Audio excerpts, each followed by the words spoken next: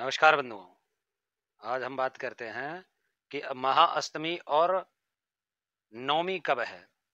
क्या है कन्या पूजन का शुभ मुहूर्त, आज इसी पर चर्चा करते हैं। नवरात्र की अष्टमी और नवमी तिथि को लोग कन्या पूजन करते हैं। इस दिन छोटी छोटी कन्याओं को न्योता देकर घर बुलाया जाता है। उन्हें हलवा, चने और पूरी का प्रसाद खिलाया जाता है, खीर का प्रसाद खिलाया जाता है। चैत्र नवरात्र में अष्टमी और नवमी तिथि का बहुत बड़ा महत्व है। अष्टमी तिथि को महागौरी की पूजा का विधान है, तो महानवमी पर मां सिद्धिदात्री की पूजा होती है। अष्टमी और नवमी तिथि को लोग कन्या पूजन करते हैं। इस दिन छोटी छोटी कन्याओं को न्योता दे करके बुलाया जाता है, उनको भोजन प्रसाद खिलाया जाता है। इसके बाद देवी स्वरूप कन्याओं का आशीर्वाद लेकर उन्हें सामर्थ्य के अनुसार कोई उपहार या पैसे दिए जाते हैं। आइए जानते हैं इस बार अष्टमी और नवमी पर कन्या पूजन का शुभ मुहूर्त क्या है। महानवमी और महाअष्टमी के जो मुहूर्त है, हिंदू पंचांग के अनुसार अष्टमी तिथि 4 अप्रैल को प्रारंभ हो जाएगी 8:12 रात्रि से, और 5 अप्रैल को 7:26 शाम तक रहेगी। उदया तिथि के अनुसार अष्टमी तिथि 5 अप्रैल को मनाई जाएगी तथा नवमी तिथि 5 तारीख को 7:26 शाम से प्रारंभ हो जाएगी तथा 6 अप्रैल को नवमी तिथि मान्य रहेगी।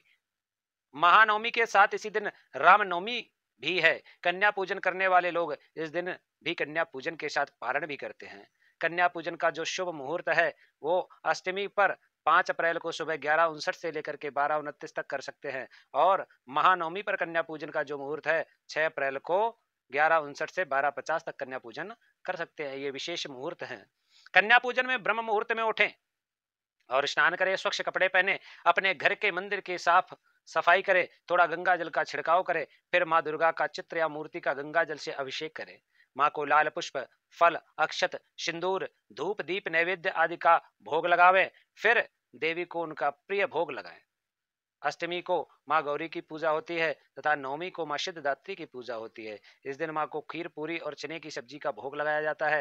फिर दुर्गा चालीसा या दुर्गा सप्तशती का पाठ करें। आखिर में माँ की आरती करें। आप अष्टमी और नवमी दोनों दिन हवन और कन्या पूजन कर सकते हैं। कन्या पूजन के बिना नवरात्र अधूरे माने जाते हैं। मान्यता है कि नवरात्र में कन्या पूजन करने से माँ की विशेष कृपा होती है और माँ को प्रसन्न करने से मनवांछित फल की प्राप्ति होती है। कन्या पूजन करना इसलिए आवश्यक है क्योंकि कहा जाता है कि छोटी कन्याएं माँ दुर्गा का ही स्वरूप होती है। इनका पूजन करना, सम्मान करना माँ दुर्गा की पूजा के समान होता है।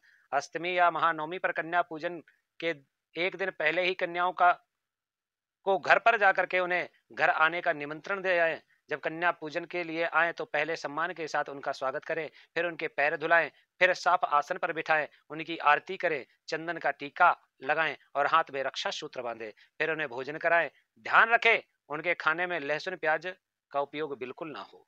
खाने में खीर, पूरी, चने की सब्जी आदि खिलाएं। फिर भोजन के बाद उनके हाथ धुलाएं। उसके बाद दान दक्षिणा और उपहार देकर उनके पैर छूकर प्रणाम करें। माँ के जयकारा लगाकर उन्हें सम्मान पूर्वक विदा करना चाहिए। इस प्रकार जो भी कन्या पूजन करता है उनके सभी मनोरथ पूर्ण हो जाते हैं और भगवती की कृपा सदैव बनी रहती है। मातृ शक्ति को प्रणाम कर